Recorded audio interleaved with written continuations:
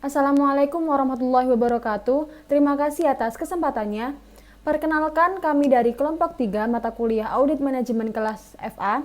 Di sini kami akan mempresentasikan materi mengenai pengendalian internal. Semoga dengan adanya video ini rekan-rekan dapat lebih terbantu untuk memahami materi yang akan dibahas. Selamat menonton. Berikut adalah nama-nama dari anggota kelompok kami.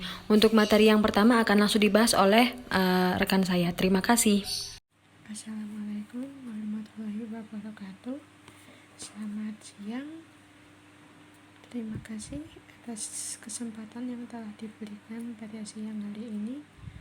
Kami dari kelompok 3 akan menyampaikan materi tentang audit internal.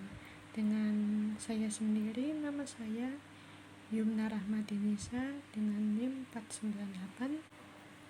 Pada umumnya, pengendalian itu terbagi menjadi dua jenis, yaitu pengendalian manajemen dan pengendalian internal.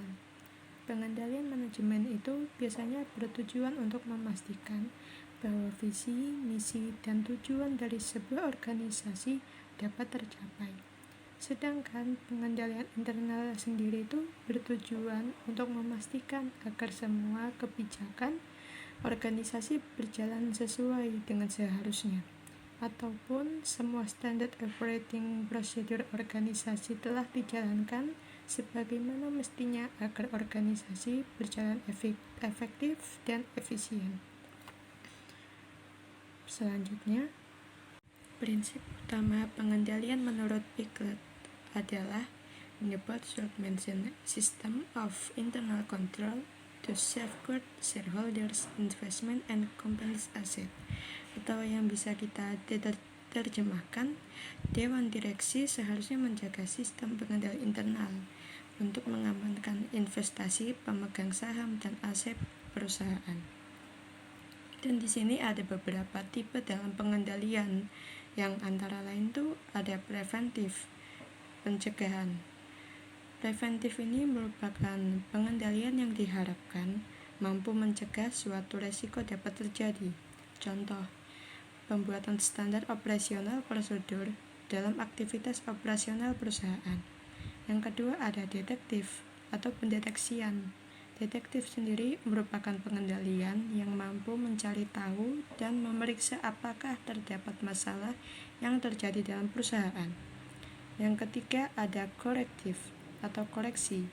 Korektif ini adalah pengendalian yang mampu memperbaiki masalah yang terjadi dalam suatu perusahaan yang ditemukan dalam pengendalian detektif, sehingga permasalahan tersebut tidak akan terulang kembali. Contoh, perbaikan dalam sistem informasi akuntansi yang dapat menghambat pembuatan laporan keuangan. Dan terakhir ada compensating atau pengganti. Compensating ini adalah pengendalian yang mampu memperkuat pengendalian lain yang dianggap kurang efektif. Contoh, pimpinan mengawasi secara langsung karyawannya karena tidak dapat pemisahan deskripsi pengerjaan yang jelas pada usaha berskala kecil. Dan selanjutnya akan dilanjutkan oleh rekan saya.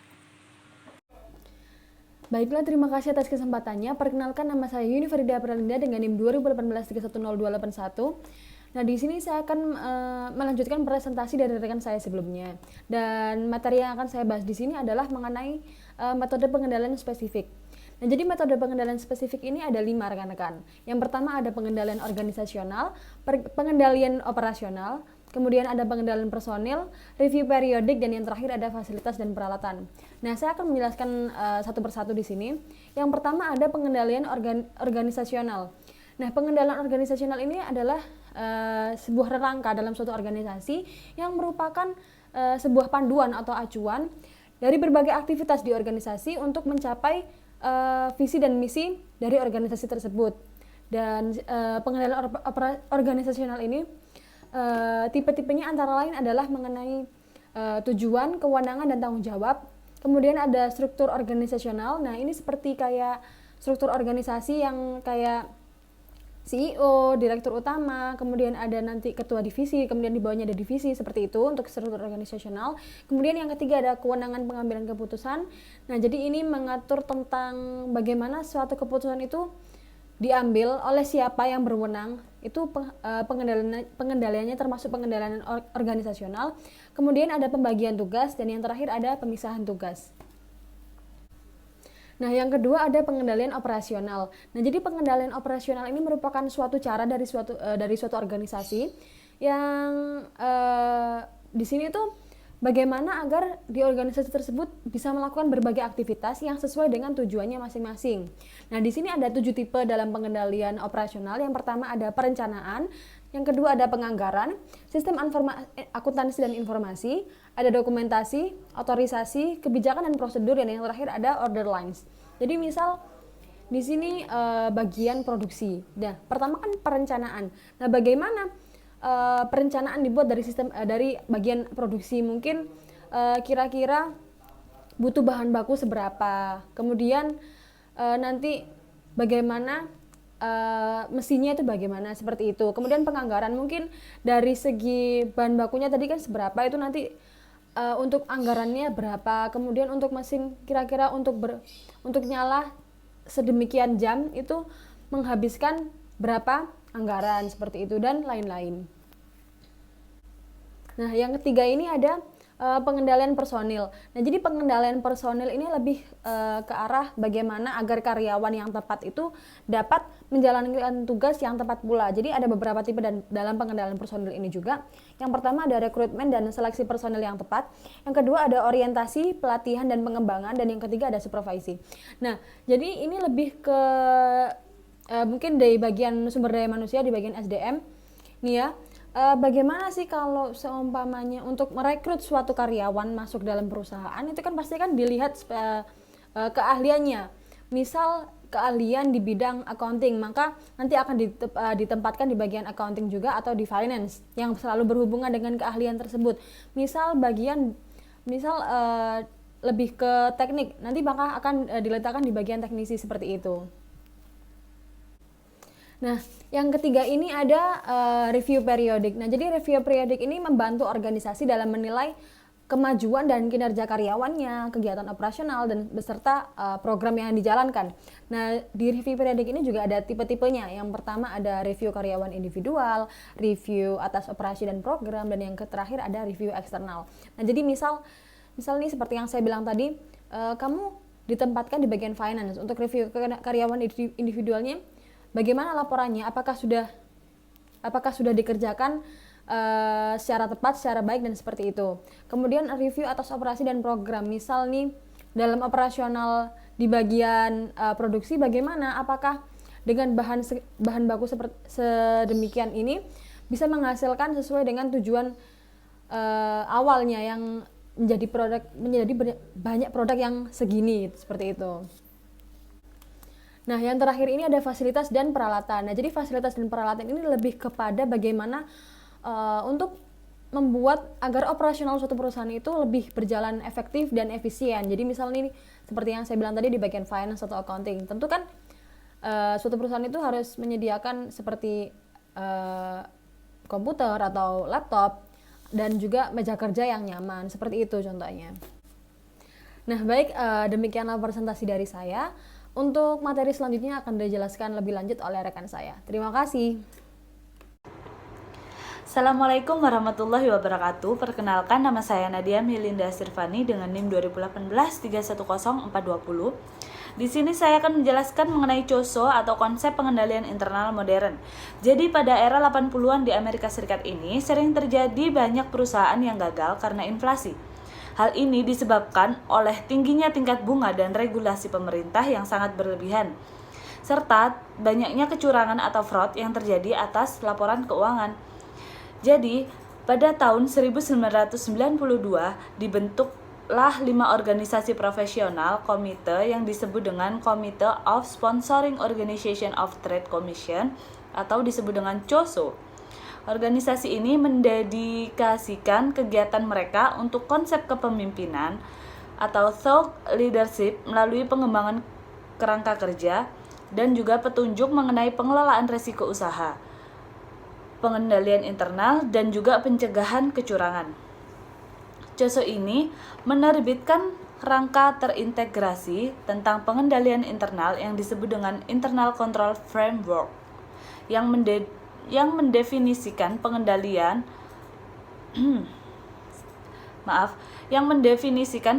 internal seperti berikut ini. Pengendalian internal sendiri adalah suatu proses yang dijalankan oleh Dewan Komisaris Manajemen dan personel lain entitas yang didesain untuk memberikan keyakinan memadai tentang pencapaian 3 golongan tujuan, yaitu yang pertama, ada efektivitas dan efisiensi operasi, yang kedua ada keandalan pelaporan keuangan, dan yang terakhir ada kepatuhan terhadap hukum dan peraturan yang berlaku. Sekian dari saya, selanjutnya akan dilanjutkan oleh rekan saya. Terima kasih. Terima kasih atas kesempatannya. Perkenalkan, nama saya Mahdia Amana dengan NIM 2018-310422. Di sini akan melanjutkan presentasi dari rekan saya mengenai komponen dari pengendalian internal, di mana komponennya terdapat 5 komponen. Yang pertama yaitu lingkungan pengendalian, di mana lingkungan pengendalian ini adalah seperangkat standar, proses, dan struktur yang menyediakan dasar untuk melaksanakan pengendalian internal di seluruh organisasi. Nah, contohnya yaitu seperti organisasi yang menunjukkan suatu integritas dan nilai-nilai etis, lalu dewan direksi yang menunjukkan independensi dari manajemen dan pengawasan atas pengembangan dan kinerja suatu pengendalian internal, dan juga seperti keberadaan manajemen dan dengan pengawasan dewan komisaris, struktur, garis pelaporan, dan kewenangan yang tepat dan pertanggungjawaban dalam tujuan yang diterapkan. Lalu untuk komponen selanjutnya yaitu aktivitas pengendalian atau control activities, di mana aktivitas pengendalian ini adalah tindakan yang ditetapkan melalui kebijakan dan prosedur yang membantu memastikan arahan manajemen untuk mengurangi risiko terhadap pencapaian tujuan dilakukannya. Contohnya, pemisahan tugas, otorisasi dan persetujuan, verifikasi, rekonsiliasi, dan lain sebagainya. Lalu komponen yang selanjutnya yaitu penaksiran resiko, di mana penaksiran resiko ini maksudnya adalah suatu proses yang mengidentifikasi dan juga menganalisis resiko yang relevan dengan pencapaian tujuan entitas dan menentukan respon yang tepat. Hal ini pastinya berkaitan dengan identifikasi resiko, evaluasi risiko, penilaian resiko dari organisasi, serta pengembangan respon. Lalu selanjutnya ada pemonitoran atau monitoring, di mana sistem informasi akuntansi ini seharusnya dimonitor untuk menilai kualitas dari kinerja sistem dalam periode waktu. Berikut ini adalah beberapa tipe pemonitoran, seperti pemonitoran pada periode yang sedang berlangsung dan juga evaluasi terpisah.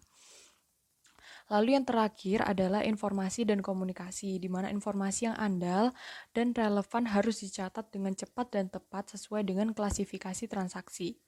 Informasi tidak hanya diperlukan pihak internal perusahaan, namun juga berkaitan dengan pihak eksternal. Informasi diperlukan untuk pengambilan keputusan dan pelaporan. Nah, kemampuan manajemen ini dalam membuat keputusan yang tepat dipengaruhi oleh kualitas informasi yang berdampak pada informasi seharusnya disajikan pada tepat waktu atau akurat dan juga dapat diakses. Mungkin itu saja dari saya, kurang lebihnya mohon maaf. Presentasi selanjutnya akan dilanjutkan oleh rekan saya. Terima kasih. Assalamualaikum warahmatullahi wabarakatuh. Terima kasih atas kesempatannya.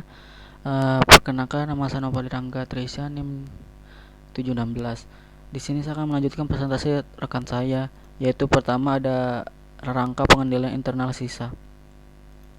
Jadi rangka pengendalian internal sisa ini selain COSO terdapat rangka pengendalian internal yang diterbitkan oleh Canadian Institute of Chartered Accountants sisa.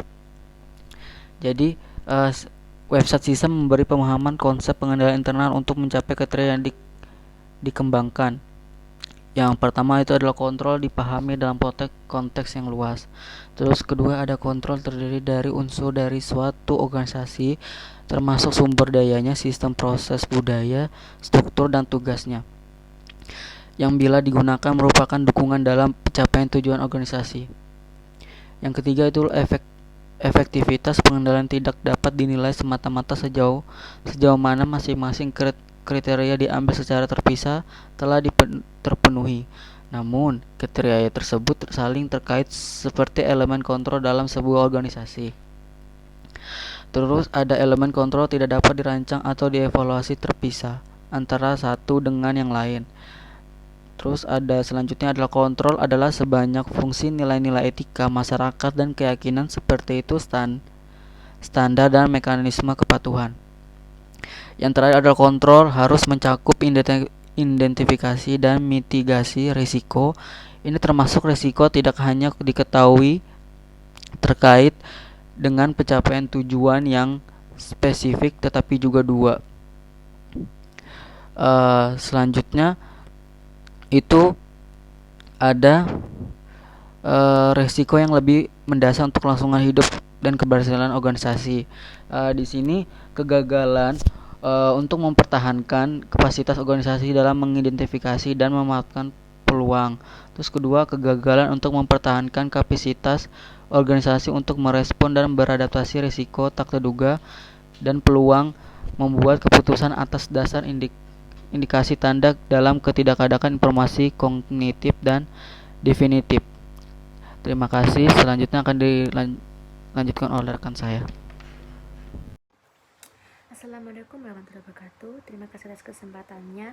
Saya Firi Rahmadona dengan NIM 2018-310-728. Di sini akan saya melanjutkan presentasi dari rekan saya, yaitu pengendalian internal SOA 404, yaitu menyatakan bahwa diperlukan laporan keuangan pengendalian internal yang diterbitkan di perusahaan dalam memenuhi laporan pada Security Exchange Commission atau SEC, baik seksi 13A maupun 15D dari Security Exchange ACT 1934. Nah, dalam perusahaan termasuk bank, saving extension, small business,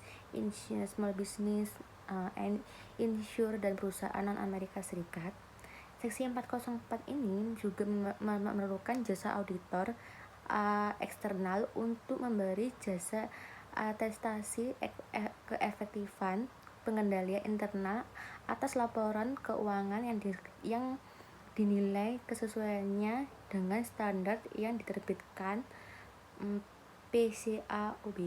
Nah, pengendalian internal ini sesuai dengan SOA seksi 404 membuat hal sebagai berikut. Yang pertama, tanggung jawab manajemen adalah menerbitkan dan menjaga kriteria evaluator untuk menilai keefektifan pengendalian internal perusahaan atas laporan keuangannya. Yang kedua adalah rangka yang digunakan manajemen adalah untuk menyediakan kriteria bagi evaluator untuk menilai keefektifan pengendalian internal perusahaan atas laporan keuangannya. Yang ketiga, penilaian manajemen dari efektivitas pengendalian internal atas laporan keuangan didasarkan pada evaluasi manajemen pada akhir tahun. Contoh titik penilaian termasuk penggunaan suatu kelemahan pengendalian internal atas laporan keuangan yang diidentifikasi oleh manajemen. Oke, sekian dari presentasi saya akhiri. Wassalamualaikum warahmatullahi wabarakatuh. Baiklah rekan-rekan, demikianlah presentasi dari kelompok kami. Semoga dengan adanya video ini rekan-rekan dapat lebih terbantu untuk memahami materi yang sedang dibahas. Terima kasih. Wassalamualaikum warahmatullahi wabarakatuh.